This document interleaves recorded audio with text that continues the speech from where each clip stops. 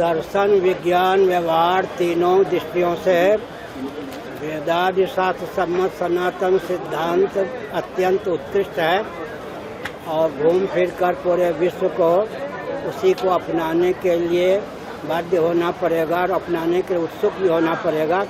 लाठी गोली बम बारूद की आवश्यकता नहीं होगी। एक सिद्धांत है तत्व पक्षपातो ही स्वभावो धियम, जीव और जीव की बुद्धि का स्वभाव है तथ्य को स्वीकार करना।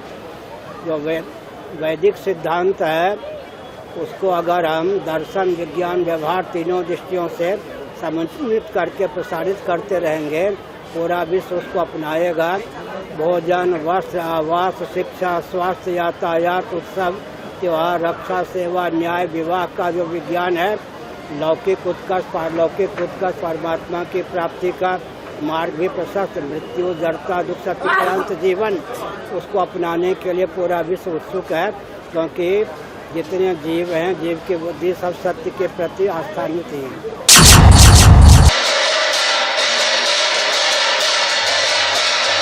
आपसे कुछ परामर्श लिए थे प्रकल्प के लिए? कहाँ के लिए?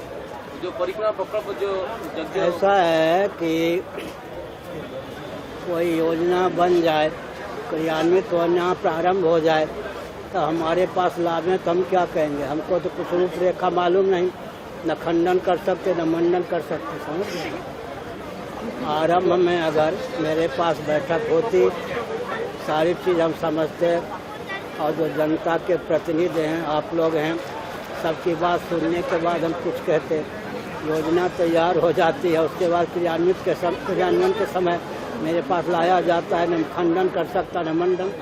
क्या जो कुछ हो रहा हो रहा।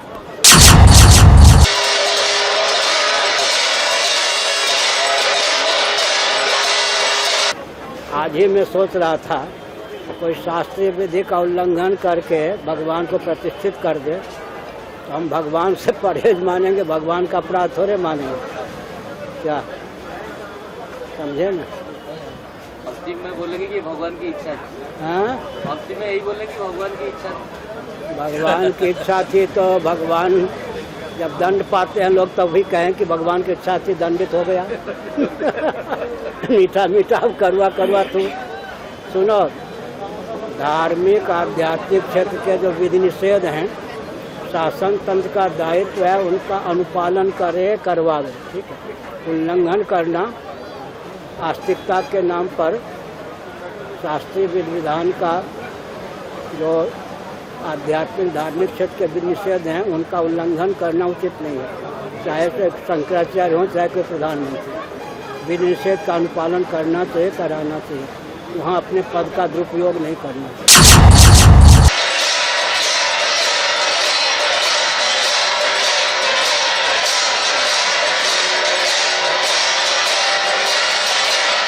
सरकार क्या करेगी?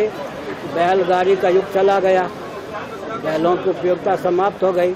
महायंत्रों के द्वारा जिसकी उपयोगिता समाप्त कर दी जाती है उसकी प्रजाति में विकृति आती है, विलोप होता है। ये बात समझ में आ गई ना? तो जब ट्रैक्टर से खेती होना है, ट्रक इत्यादि से सामग्री को ढोना है, तो बैलों की उपयोगिता समाप्त हो गई। कृत्रिम दूध के द्वारा गायों की उपयोगिता समाप्त हो गई। गोचर भूमि का भी विलोप हो गया, तो गोवंश की रक्षा कैसे होगी? विकास के नाम पर पृथ्वी के जितने धारक तत्व हैं सबको विकृत विलुप्त किया जा रहा है। स्कंद पुराण में एक ही श्लोक 2 बार आया है, गोभिर विप्रैश्च वेदैश्च सतीभिः सत्यवादिभिः अलुब्धैर दानशीलैश्च सप्तभिः धार्यते महिम। गोवंश पृथ्वी का धारक है, गोवंश को विकृत विलुप्त करने का अभियान चल रहा है। विप्रैश्च सदाचार संयम संपन्न वेदज्ञ ब्राह्मण पृथ्वी के धारक हैं, उनको विकृत विलुप्त करने का प्रयास चल रहा है। सती साध्वी देवियों को विकृत विलुप्त करने का प्रयास चल रहा है। सत्यवादी, दानशील, निर्लोभ ये पृथ्वी के धारक हैं, इनको भी विकृत विलुप्त करने का प्रयास चल रहा है। महाभारत के अनुसार धर्म कामश्च कालश्च वसुर वासुकिरेव च अनंत कपिलश्चैव सप्तैते धरणी धरा। धर्म पृथ्वी का धारक है, धर्मनिरपेक्षता आ गई। कोई भी वस्तु है उसकी सत्ता उपयोगिता जिस पर निर्भर है उसी का नाम धर्म है। पानी पीता है क्यों व्यक्ति प्यासा? पानी अपने गुणधर्म का त्याग नहीं करेगा। किसी भी वस्तु की सत्ता उपयोगिता जिस पर निर्भर है उसी का नाम धर्म है।